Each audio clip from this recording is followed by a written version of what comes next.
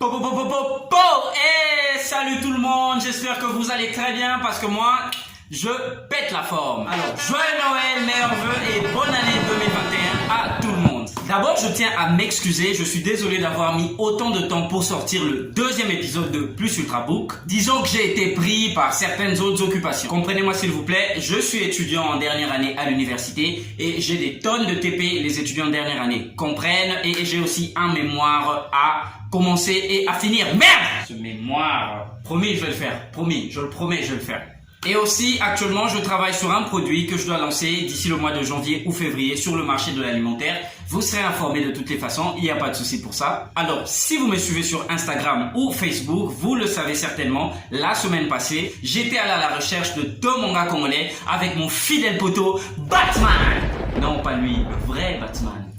Batman, ouais c'est lui, c'est bien le vrai. Soit dit en passant, la vidéo est toujours disponible sur mon Instagram et mon Facebook. Vous verrez, c'est vraiment amusant de nous voir comment nous avons parcouru toute la ville de Kinshasa, tous ces embouteillages là qui font ch...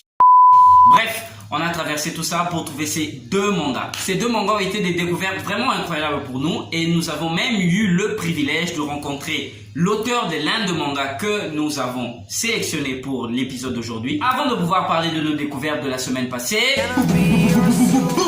musique.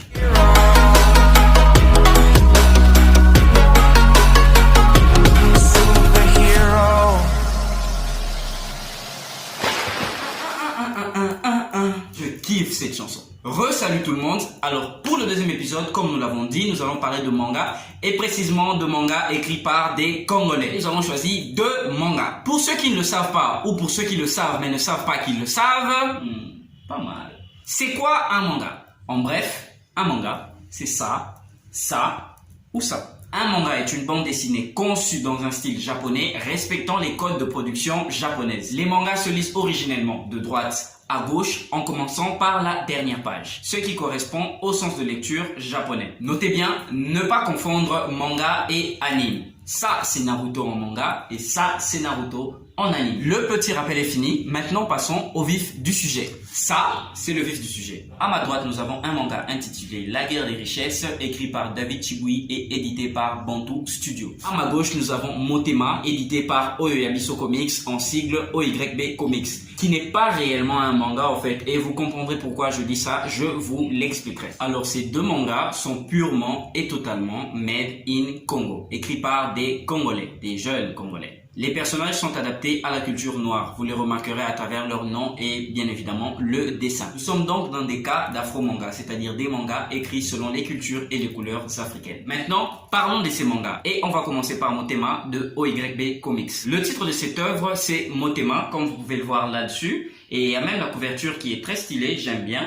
Écrit par Israël Ngoyi et dessiné par Ted Tanga, qui est un étudiant à l'Académie de Beaux-Arts, en communication visuelle, je pense. Oui, c'est bien ça. Avant de continuer, j'aimerais préciser que cette œuvre n'est pas réellement un manga. J'ai récemment parlé avec l'un des administrateurs de OYB Comics, Oyoyabiso Comics.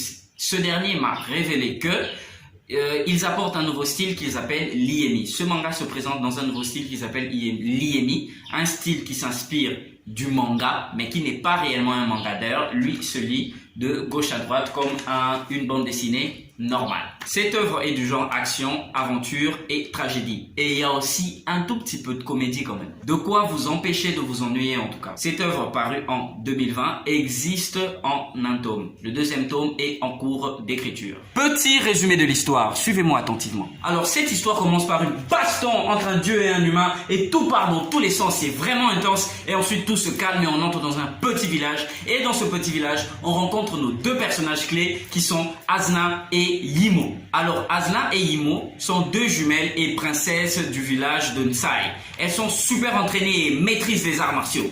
L'une avec un tempérament de femme, de vraie femme, et l'autre avec un vrai tempérament de garçon manqué. Elle est brute, elle aime la baston, et c'est la plus forte des deux. Le jour de la célébration de leurs 18 ans, elles devaient se faire couronner. Mais tout d'un coup, leur village se fait attaquer par des personnages masqués que personne ne connaît. Alors Asna, l'une des jumelles, voit tout son village détruit et décimé par des inconnus. Elle se retrouve donc toute seule et se lance dans une nouvelle aventure. Dans cette nouvelle aventure, elle fera une rencontre avec son passé qui lui causera beaucoup de douleur et lui laissera beaucoup de questionnements. Pour affronter son passé, elle décide de devenir super forte en intégrant un clan des guerriers appelé les Askari.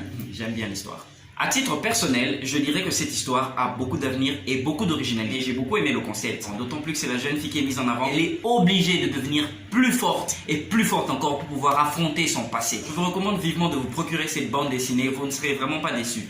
Les conversations sont très bien rythmées et très dynamiques. Et il y a aussi beaucoup de comédie dans les conversations, on s'ennuie vraiment pas. Alors ce que je reproche quand même à l'auteur, c'est de ne pas suffisamment prendre son temps. Les transitions entre les événements sont trop brusques. Et du coup, quand vous lisez, ça refroidit un peu. Mais heureusement que l'histoire est intéressante et vous avez envie de savoir ce qui se passe après. Vous avez envie de continuer.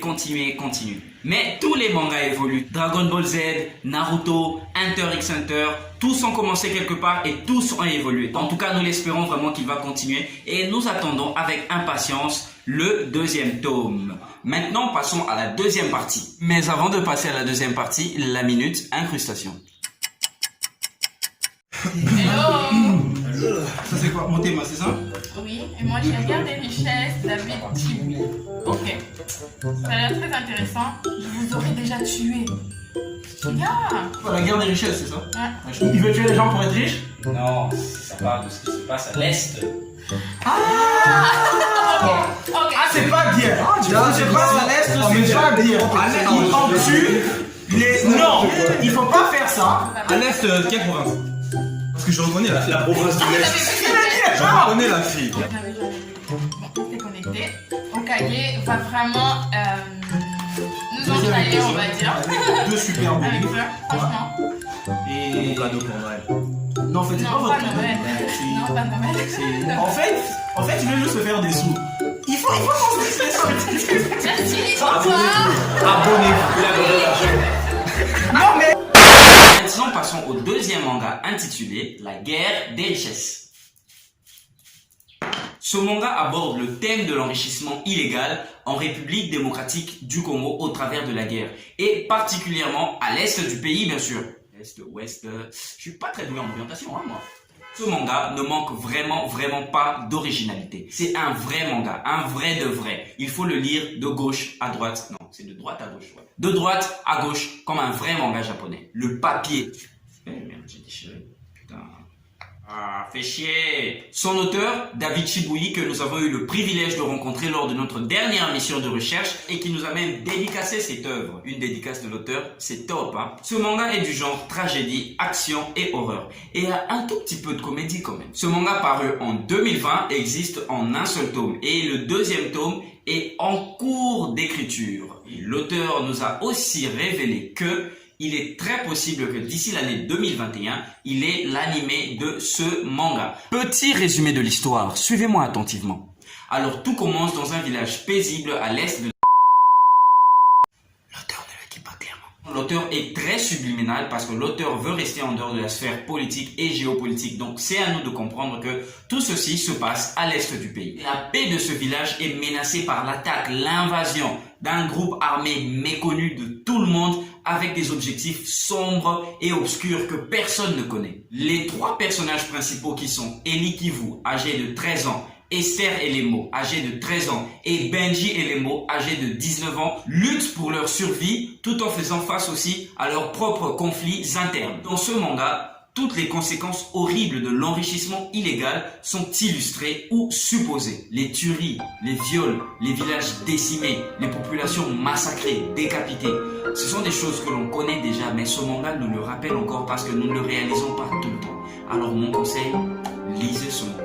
Petite critique quand même, j'ai comme l'impression que ce tome s'arrête trop tôt dans l'histoire. Est-ce une stratégie de l'auteur pour pouvoir maintenir le suspense ? Peut-être, peut-être pas, mais en tout cas, je vous assure, moi, j'ai bien envie de lire la suite. Si tu es arrivé jusqu'à cette partie, c'est que tu es à la fin de cette vidéo et je te remercie d'avoir été avec nous. Je rappelle quand même que Plus Ultra Book se veut de promouvoir l'œuvre congolaise. Nous parlerons bien sûr d'autres œuvres, d'autres types de romans, des auteurs internationaux, mais nous mettrons vraiment l'accent sur des œuvres made in Congo. Merci de vous abonner massivement, merci de liker et de partager cette vidéo. Et on se voit pour le prochain épisode. Meilleurs vœux et bonne année 2020.